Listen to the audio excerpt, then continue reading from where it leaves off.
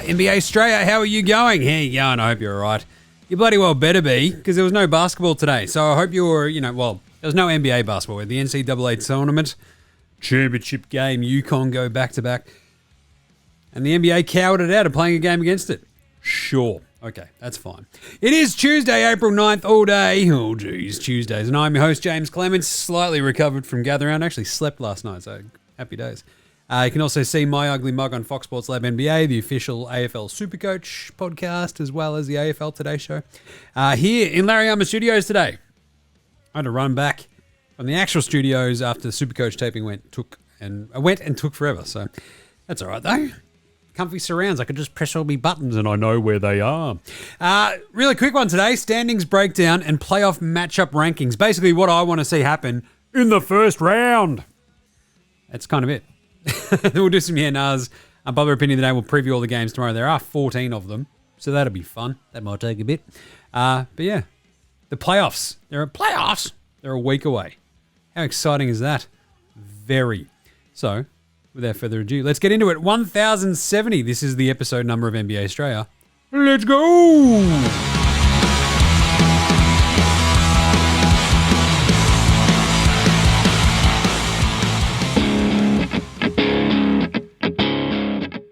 G'day, this is Andrew Gaze, and you're listening and watching NBA STRAYA.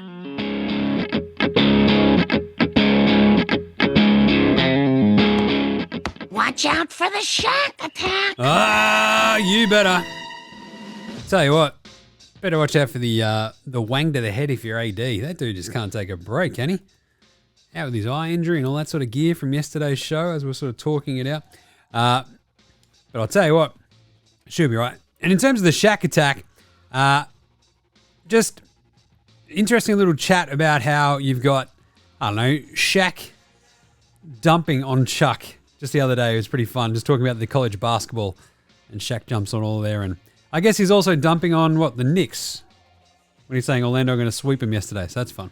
Right, let's do some quick news. Lindsay Harding, she's going to interview for the Hornets head coaching job, which is pretty fun. She's currently the Sacramento Kings G League team. What is it? Stockton. And won the G League Coach of the Year. So that's kind of cool. Might remember also, number one pick in the 2007 WNBA draft. So that's kind of cool. Go Charlotte. That'd be pretty cool. First female head coach in the NBA. Let's go. Other bits of news. Brandon Spindles Ingram. He's progressing, but he's still got no timetable to return. Bit of a rough one. In terms of other good stuff, though, in terms of injuries, Trae Young cleared to return to practice after his finger surgery with his old bung digit. Dayot. And Isaiah Thomas, he signed a contract for the rest of the season with their Suns. The little guy, the king in the fourth. That's exciting. Remember when the king in the north and the king in the fourth were a thing? Back when, before Game of Thrones completely fucking cooked it. And Karl Anthony Towns. He's trending towards returning before the end of the season. Pretty interesting. Shams said that he's very, very close to returning to action. So that's kind of cool. He had the weird meniscus thing in the start of March, so it's been five weeks. He underwent the procedure on March 12th, so it's been bang on a month. So anyway, see what happens. Will that help the Wolves? Yeah, nah. I mean, Naz Reid's been bloody good. I'm just saying. Cool. That's about it. Because there's no games today, so there's also not that much news. There was an interesting one, I think, about the refs, how they missed a bunch of calls of that Heat Pacers game the other day. And the Knicks also had some, they got fined $25,000 for injury reporting stuff, but whatever. But the refs screwed up two things. They had one wrong call and one missed call in the final minute for the Heat Pacers game the other day. That sent the Heat, you might remember, down to the 8th seed. So I don't know. Just saying. A bit wonky. They said the Tyler Hero was fouled by TJ McConnell. No foul was called. And then there was a call against Bam with 17 seconds left. And that was wrong. Miles Turner hit the 2 free throws after it as well. So, yeah. Again, what do we say here in NBA Australia whenever a ref screws up that badly? Fine them. $10,000. Same with the rescinding of the tech fouls. Anyway. Cool. Let's do some standings breakdown, shall we? Oh, that sounds like it's a good plan, Jim. Yeah, that's the plan. We're doing the thing. Right. Out east. Before we have a huge slate tomorrow and you're like, what is going on? This is before all the permutations. As it currently stands. In the East, your Boston Celtics are 62-16. Look, and most teams have about 4 games left. So the season does finish pretty soon, obviously. And it's within basically a week or so. We go through to about, I think, next, I want to say, Friday. I might be wrong. No. Jeez. Next Tuesday. Bloody hell. Wait, not even that. Yes. I think that's our Tuesday. We'll see what happens. The calendar's confusing. Might be next Monday and that'll be it, but either way. So we've got less than a week left then maybe. But Boston is 62-16. Milwaukee are 47-31. They are only 1 game ahead of the 46-32 Orlando Magic and the 46-32 New York Knickerbockers of New York City. Cleveland, pour one out for Cleveland. Have dropped to 5th. They're a half game back of the Magic and the Knickerbockers, but remarkably still only 1.5 games back of the 2 seed. And the Pacers are behind them, 45-34, 1 full game back as well. So that's the top 6. Vying to jump into the guaranteed playoff position in the top 6. The Sixers, 1, 2, 3, 4, 5, Sixers, are 1 win behind the Pacers, 44-35 they are. So they're 1 loss worse and 1 win worse. So they are 1 game back than the Pacers. And then the Heat are a half game behind the Sixers at 43-35. And then you got the Bulls and the Hawks, just, 2 one-legged men in an ass-kicking contest. 37-41 for the Bulls, 36-42 with the Atlanta Hawks. There is only 1 game between the Bulls and the Hawks, so their games remaining do actually matter quite a lot as to who gets home court advantage in that 9-10 stoush that will be brutal to watch. 7-8 is a little bit more interesting, right? Because the Heat are only 1.5 games out of the 6. Sixers are only 1 game out of the 6. So there's still a little bit of movement that can be made. And it wouldn't be a giant surprise if Cleveland suddenly turned it around, or if they kept losing because they've lost 3 on the trot, or if the Pacers just sort of had one little bit of a hiccup and it all went pear-shaped and they sort of slipped out of the top 6. But they are playing a little bit better. They've won 2 on the trot. The Sixers won the 5 straight.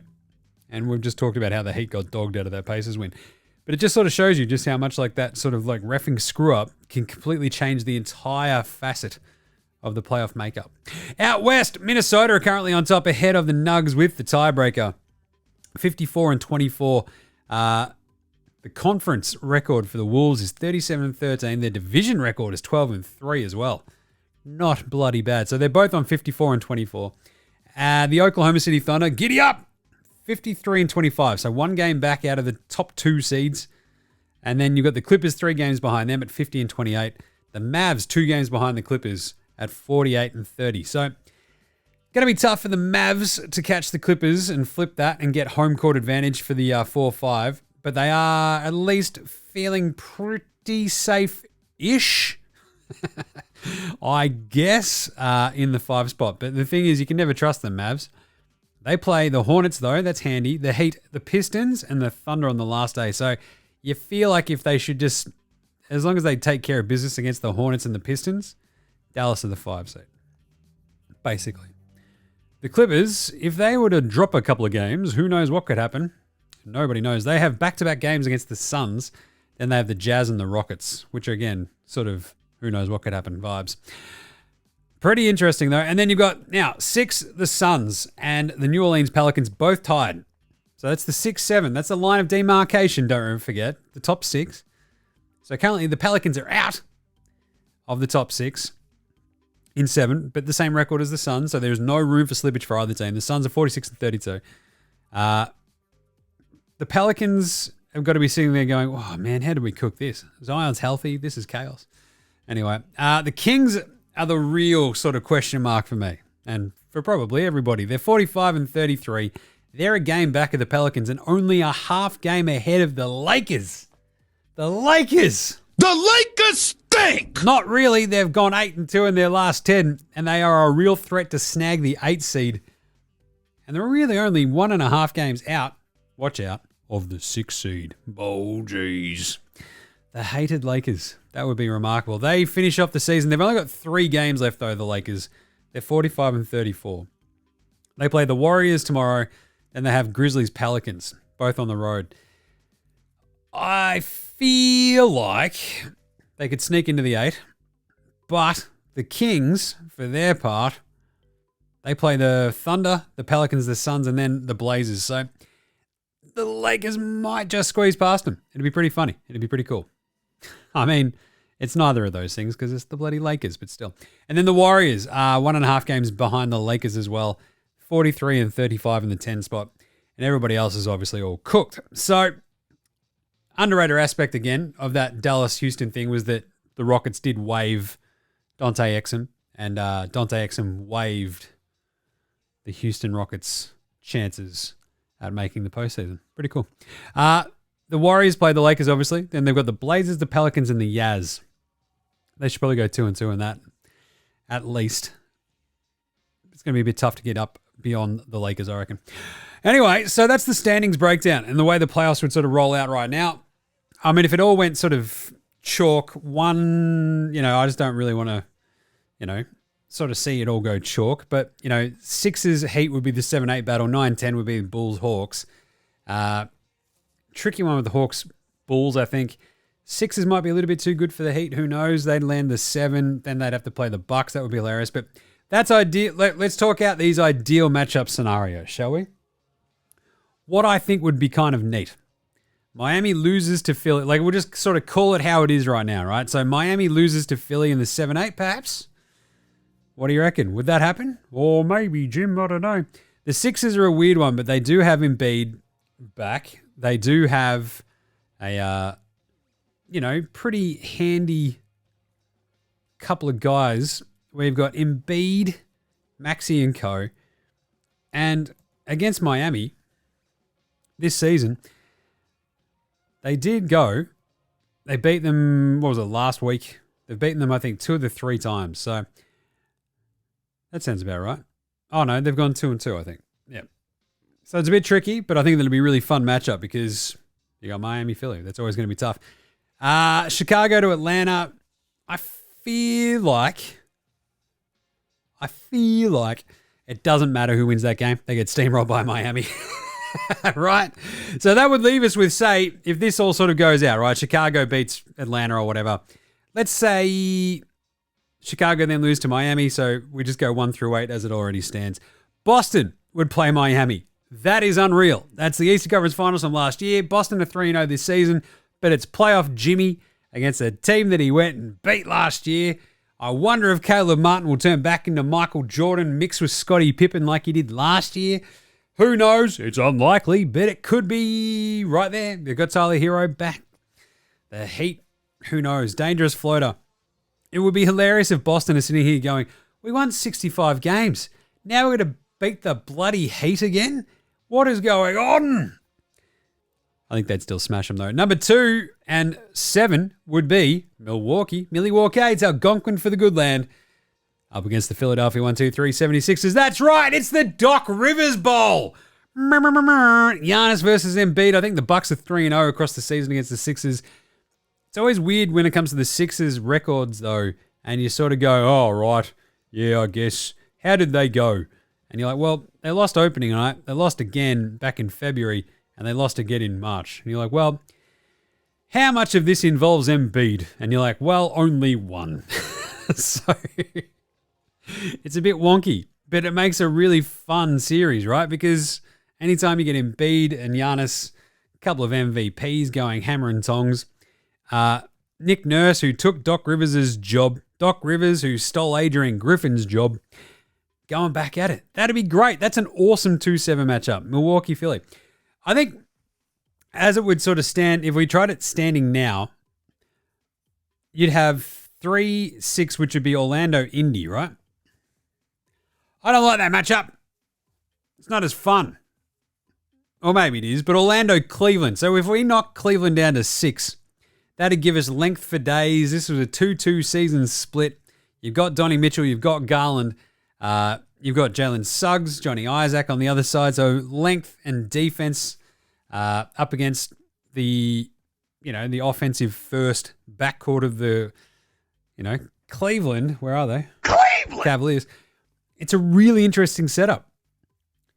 Orlando versus Indy might get like 87 people watching it.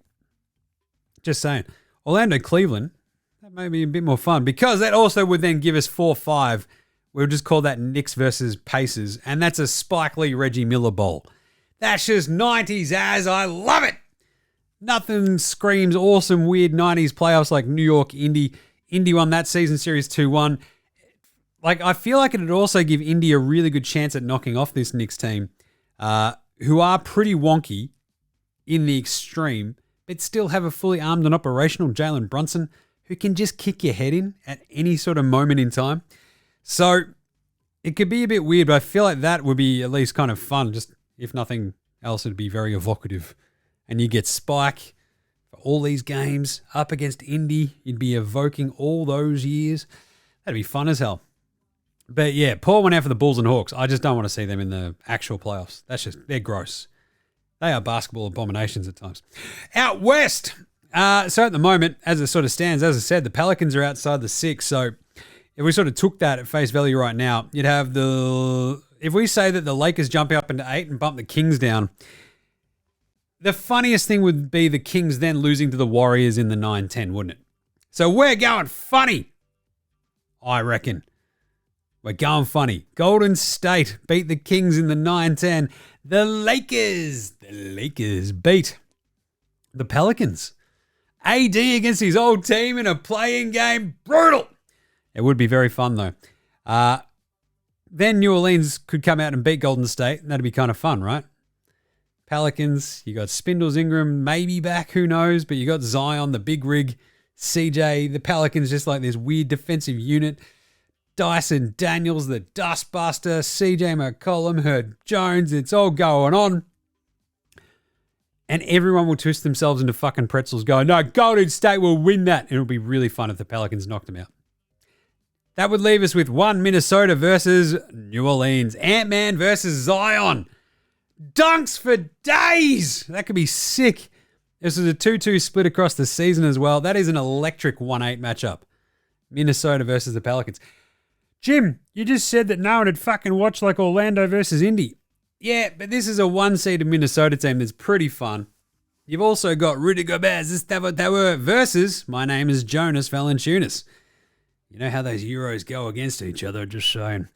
2-7 would give us, in this case, Denver versus LA. That's right, we'd have a conference final rematch in both conferences in the first round. Denver are 3-0 this season as well. But if you listen to Lakers fans, last year's sweep at the hands of Nuggets, the Lakers basically actually swept the Nuggets because it was the closest sweep ever. That means they should just hang another banner next to their in-season tournament one. Denver Lakers, though, would be electric for 2-7. It would just be really, really fun. And also, it would get rid of the Lakers very easy and very early, which I'm all here for. Because that would also give us the 3-6 at the moment. The KD Bowl, OKC versus the Phoenix Suns. Giddy up. Remember, Kevin Durant snaked OKC, and they could have an awesome chance at going, hey, Kevin, remember how you snaked us to go to a 73-win team and glom on to 2 cheap rings and a couple of cheap finals MVPs? And then you snaked them and went to Brooklyn, and then you went crawling to Phoenix to go, because as soon as it got hard, you ran away again. It would be the funniest outcome in the world if OKC then beat Phoenix. They've got length to cover those perimeter scorers of Booker, KD, and Beal. OKC went 3-0 against them this season. Sign me up. And then 4-5 is just Clippers Dallas anyway. But this has happened twice already. The Clippers had the Mavs number, right? They've beaten them twice. Luka just out there firing. What was that? Is that the bubble? Yeah. Beat him again the other time. This would be fascinating. 2-1 towards the Clippers, I think, this year. But this is Luka Kyrie versus PG, maybe Kawhi. Because no one bloody knows what's going on with him. So that's not great. How would it be? I mean, all 87 of the Lakers fans out there would be like, Clippers fans rather, sorry. All 87 Clippers fans would be like, it's fine that we don't know what's going on with Kawhi. Yeah, it's Nothing weird. Right knee inflammation. No, that'll definitely be okay. Goal. But Luka, Kyrie, Paul George, Harden, Kawhi Leonard, it's set up to be awesome. Dante Exum knocking in game winners and shit. Just imagine it, bro. Just imagine it, mate. It'll be sick, bro. So sign me up for 4-5 Clippers, Dallas. So I think those are like the most fun ones, right? Boston, Miami, Milwaukee, Philly, Orlando, Cleveland, Knicks, Pacers. Yes, mate. And then out west, Minnesota, Pelicans, Denver, Lakers, Thunder, Suns, Clippers, Dallas. It's kind of cool. I mean, obviously, if you want to snag the Warriors in there to take on like Minnesota or something, so it's like Andrew Wiggins. But I mean, it means the Warriors, if the Lakers get past the Kings and then the Warriors beat the Kings again, it would be kind of funny. Just saying. Yeah. That is the Lakers. I've turned myself into a pretzel. New Orleans losing to the Lakers in the 7-8. Warriors knocking out the Kings. Warriors getting knocked out by Pelicans. There we go. I've straightened it out. Figured it out. Let's go, though. Can't wait for playoffs. Still, we've got 4 games left. 4 games left each team. This is fun. This is squirrel times. Let's go. All right, let's do some quick yeah-nahs and then previews and get out of here right after this. This is Cam Glidden. This is Anthony Drimmick. This is Mitch McCarron. This is Jason Kadee. This is Darryl McDonald. Hey guys, this is Hugh Greenwood. Yo, what's going on? This is Illy. This is Mark Worthington, or commonly known as Wortho, and you're listening to NBA Australia. You're listening to NBA Australia. And you're listening to NBA Australia. And you're listening to NBA And you're listening to NBA Australia. And you're listening to NBA Australia. And you're listening to NBA Australia. You're listening to NBA Australia.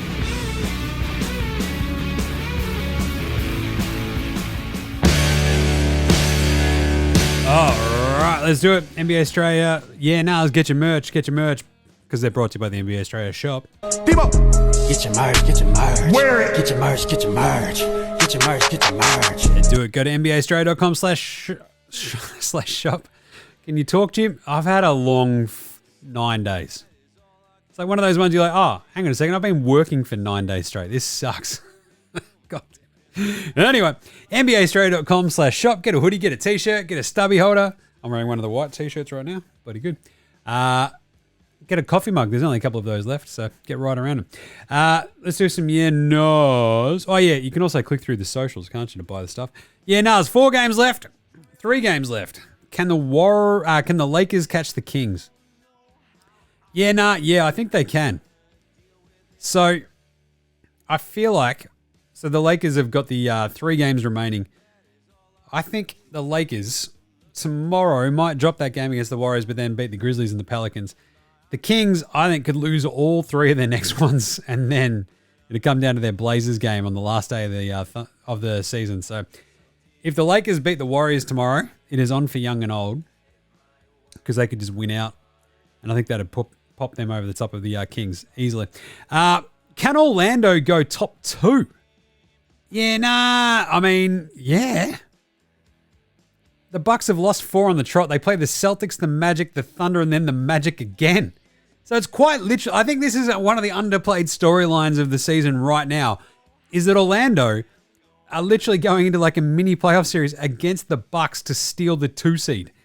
That is wicked. I love it. Let's go. Go the Magic. They're 1 game back. Do I believe? I believe. You can throw Jalen Suggs at Dame Lillard. It'd be unreal. Johnny Isaac goes to Giannis. On for young and old. They can definitely do that. Yeah, nah. Do Denver win the West? Yeah, nah. They're tied with the Wolves right now.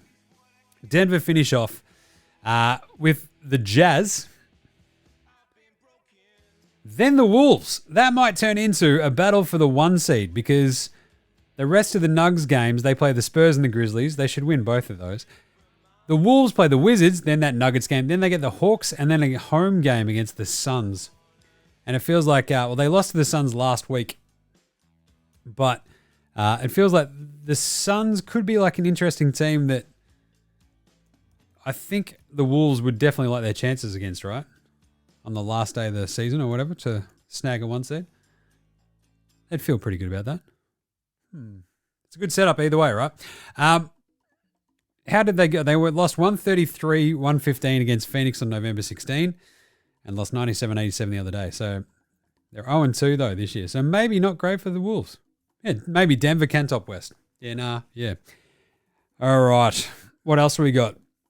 Unpopular opinion of the day. Now look at me, please. Look at me. Look at me. Look at me. Look at me. I think it'd be kind of cool for the Wolves just to go in as a 1 seed. I don't know if that's unpopular, but it's almost this fait accompli that like Denver are going to do it. And you're like, wouldn't it be kind of cool if the Wolves did it? Because when they inadvertently and inevitably come crashing down, it's going to be funnier. Just saying. That also leads into a bit of Outback Takehouse. Oh, yes. It's Tuesday at Outback. You know what that means? Well, I had to fly back from Adelaide and gather around where I, had a bunch of pie floaters or whatever. Had to get some stuff for the squids on the way back, didn't I? That's right. Got a couple of just, flash roasted sparrows on a stick.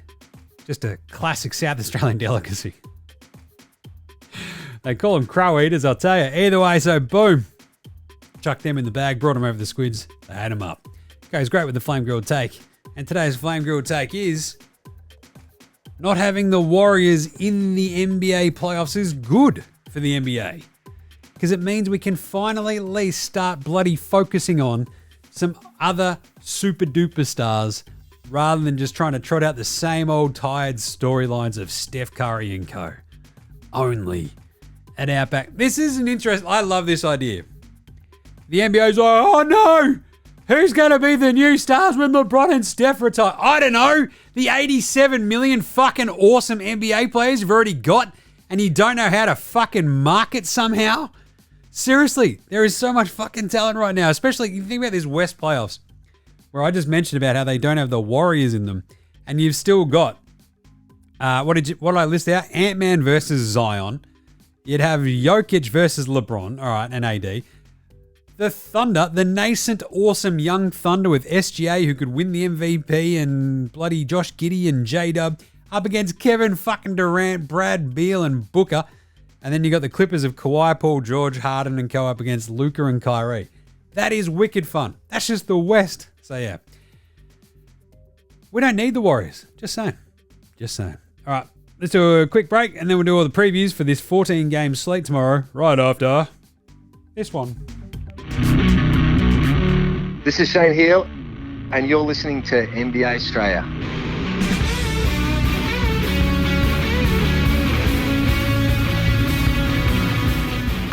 All right, let's do it. First, quick Patty Mills game day or game day Twitter check-in. This is just Patty looking fire. He's just posted this one outfit that he's wearing across all socials because it looks awesome. Just him grooving in the car, listening to some Bob Marley. Then a picture of him in the matching shorts and cardigan combo. Awesome looking shoes too. And then he's got his Cadbury Take-A-Shots with a pickleball. Sure. Outfit breakdown, travel day fit. He's actually talking it out. Oh, that is awesome. Go check out Patty Mills' IGs. I'll tell you, that is fun on the bun. Right, this huge slate tomorrow. Let's do it. Game previews. Thanks, Inadvertent Bane. Not a problem, Jim. How's it all going? Oh, yeah, not bad. Got a Supercoach gear today. Talking it all out. Having a good time. Now, I did take down some of these lines yesterday. Well, actually, no. This morning. So we'll see if any of these has changed. So Detroit go to Philly tomorrow. Philly should win this one and win this handily, right? 15.5 point favorites at home. I'm still going to go Philly just because Detroit, Monty Williams just doesn't know his ass from his elbow.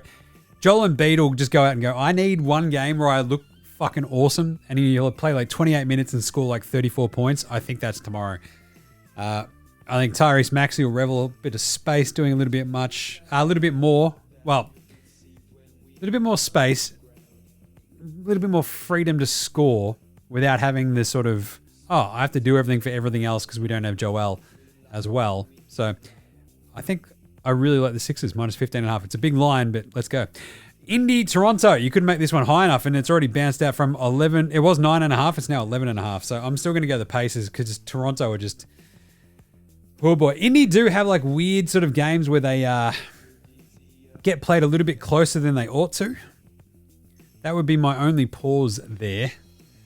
So, just saying.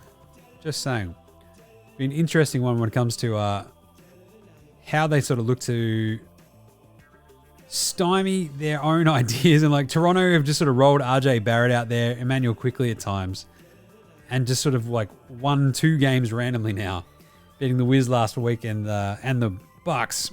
But the Pacers, look, beating the Heat the other day, beating the Thunder, they're probably playing a little bit better.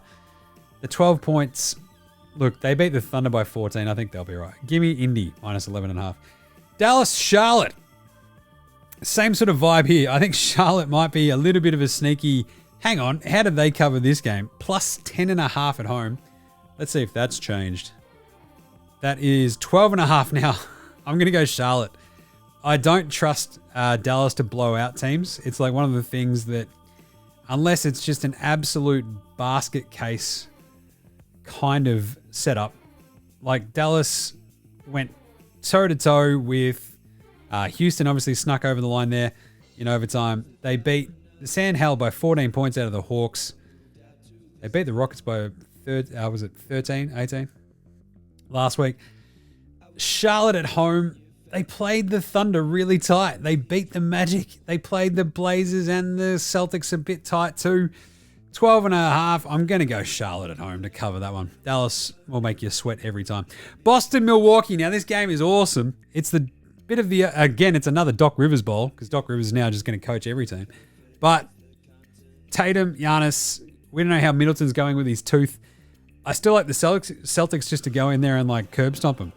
The Bucks have just looked like dog shit. So, yeah, sorry Bucks, but pack her up, boys. Boston, minus 1.5. Miami, Atlanta. This is a big game for Miami.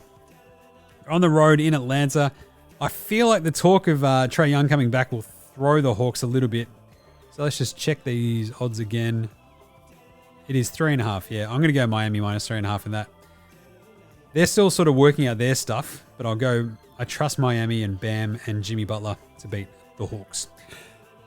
Then we have Washington, 16.5 point underdogs against the Wolves. The Wizards are, I don't know, los horrible. I think that's the official term. Seriously, the Wiz are like really bad, but 16.5 is a really big line. The Wiz will lose this game, but they beat the Bucks last week. They only lost to the Lakers by 5. They did then lose to both Portland and the Raptors. So maybe the tank is like going even harder. But by the same token, Washington are only 15-64. They've already got and locked away a bottom 3 record. So I think they'll actually try a little bit here. And I think 16.5 is a little bit too much. So give me Washington plus 16.5 in Minnesota. They'll lose that by 14. Orlando take on Houston. As I mentioned, Orlando need to keep on winning and have a really good chance at stealing a top 2 seed. So I like Orlando in this. Their length, the defensive nous of their backcourts that they roll out there at times. I kind of like it. You've got Palo up against Jabari. That'll be a nice matchup too. A couple of top 3 picks. I don't mind the Magic in Houston. I think like now that Houston's eliminated, they might sort of just go, oh, geez. There'd be a lot of Jock Land up. Spurs, Memphis. The Spurs are actually favorites in this because Victor Wembanyama has just been going ham on everybody, which makes sense because he's very good at basketball. Whereas the Grizzlies, look, we know that they're not great. That's what happens when you lose your best player for the entire season. But they're also like going, oh, we're going to list basically everybody out now. So no Jaren Jackson Jr., no Santi Aldama, no Vince, no Desmond Bain. So this one might be a bit tricky. Let's have a look and see what they're listing at the moment. Yeah. This might be a Spurs win. I just don't trust the Memphis injury report for them to get a win. They do play really hard, but if they don't have anybody, it might be just a Wemby attack. The Knicks, they take on Chicago. If the Bulls can sneak out a win here, they can basically lock away the 9 spot and home court advantage in the play-in. Plus 4.5 for the Bulls. I don't mind them sneaking out a win, riding some DeMar magic. and the Knicks just sort of stumble a hint. Sacramento plus 4.5 in OKC. This all sort of depends on whether or not SGA is coming back. Oh, it's now 5.5. Yeah, I'm going to take that for the Sacramento Kings. Roll the Suva out. This is another team that needs to play really hard and is absolutely desperate to keep a hold on a top 8 spot. I think OKC win this, but I think Sacramento comes right down to the wire, and OKC just hold on. Denver, Utah. The Nugs are 15.5 point favorites now. I might have to go Utah. Utah have been, again, tank worthy and going super tank, going the full tank. Like absolutely full tank. They're now 29-49. But they can't really tank anymore. Like, they're not going to catch Brooklyn. I think they put up a little bit of a fight against Denver. 15.5 is a big, big, big number. Let's have a look. And in terms of Denver, Utah's matchups, 121-42 back at the start of March. Denver did absolutely beat the crap out of the Hawks. But Utah pushed the Pacers. They only lost by 8. They did lose by 29 to the Clippers. And 16 to the Cavs before that. 15.5. I'm going to go Utah at home to cover that line just. Bit of a backdoor cover as Denver put in the reserves late. Clippers, Phoenix. Fascinating game with no Kawhi Leonard. Kawhi. 7.5 point underdogs are the Clips. They, in terms of their injury report, it's going to be an interesting setup for who they roll out there, right? Paul George, Harden up against KD and Booker.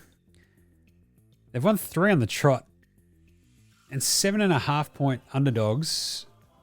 There's no one else on the injury report for the Clippers outside of Primo, Tyson, Kawhi. So I might go the Clippers plus 7.5 in Phoenix. A bit of that perimeter defense. Stick with them. Golden State Lakers. The Lakers. The Warriors have beaten the Lakers 2 straight times. I think they can win this one too. It's an interesting setup though. Look, it wouldn't surprise me if this is a 1 point Lakers win and Golden State cover the 1.5, if that makes sense. I think the Warriors can still win this. I think the Lakers, look, they might drop this and still fall backwards into scooching by the Kings. If they beat Golden State tomorrow, they will get the 8th seed, I reckon. I think Golden State make them work really, really, really hard. It depends on if AD plays or not. I think Golden State might be a little bit too good if they don't have AD. And then Pelicans, Portland. 11.5. Is that still the same line? Let's have a look. 12.5 now. Oh, the Warriors are now 2.5 point underdogs too. I'm going to take that. Pelicans minus 12.5 against Portland. Portland have given up the ghost. And it's now getting pretty, pretty ugly for the Blazers fans, isn't it? PDX Pete is somewhere nodding furiously. They've also beaten them the last 5 times. And the Portland Trailblazers just got smoked by 17 the other day by Boston. And they did have that weird, fun little run where they beat the Charlotte Hornets and the Wizards, but they also lost to Miami by 60 a week ago. So give me the Pelicans minus 12.5. And there is a 14-game slate set up for you for tomorrow. Geez, might have to work from home so I can track all that. it's chockers.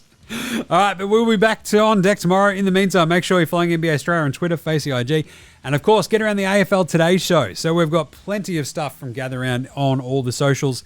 You can find all the videos on Facey on Sports Today Show, AU.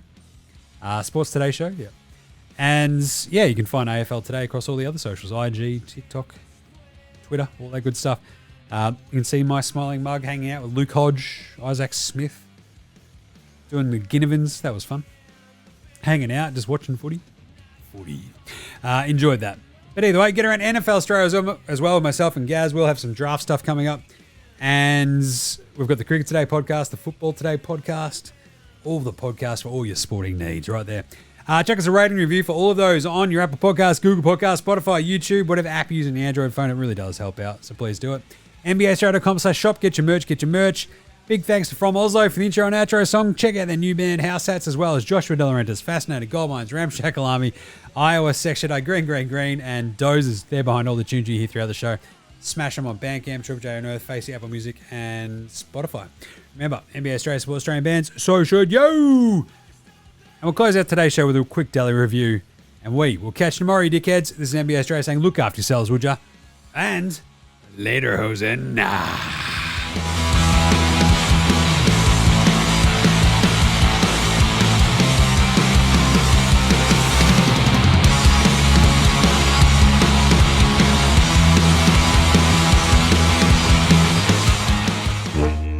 Oi, oi, oi, how the fuck is it? It's your old mate Deli over here just swinging by after we lost that bloody NBL Premiership Series. I'll tell you what, I've been drinking for 2 weeks. I'm a bit cooked, but bloody hell, what an experience. Just wish we'd fucking won it, you know? Just a bit of a brutal one. Bloody Jack McVeigh, stones the size of fucking the dog stones out near the back of Anarchy, I'll tell you that much. Jesus. Dog rocks, isn't it? Dog rocks. Still, it was a good time. Good games with the boys. Enjoyed a lot. Now looking forward to a bit of time off watching the NBA, watching my beloved Pies, watching them gather round. It's pretty good. Bit of a heartbreaker right there at the end, making me getting a bit fucking weird, but they still held on. Good on your boys, on your pendles. Good, mate. I'll tell you what, though. Haven't been watching too much. Been a bit busy. Been on the cans, heaps and hoops and hoops. Thing is, I watched that new X-Men's. I didn't even know they'd redone it. And then my missus was like, hey, look, there's new X-Men's. X-Men's 97. I'm like, fucking, I remember that from when I was a kid. So I watched it. I'm like, this is fucking great because it's just like the old ones. So I had to go back and watch the old ones. And then I caught up. And it's bloody good. So go check out X-Men 97. There's a bit of pop culture for you right there. It's about 97 out of 10 Deli ones. Sick as. It's got fucking Rogue, Wolverine, my favourite Gambit. That dude is off fucking chops. Oh, mon ami, huh? That's how he rolls. It's fucking great. Oh, I love it. Anyway, go check out X-Men 97 on what is it, or the Disney's or whatever. All right, there you go. That's it for this week. I might watch some movies or whatever this week, so I've got some pop culture to talk to you about. Did I even do Dune 2? I can't even remember. Righto, till next time. Motherfuckers, Deli out.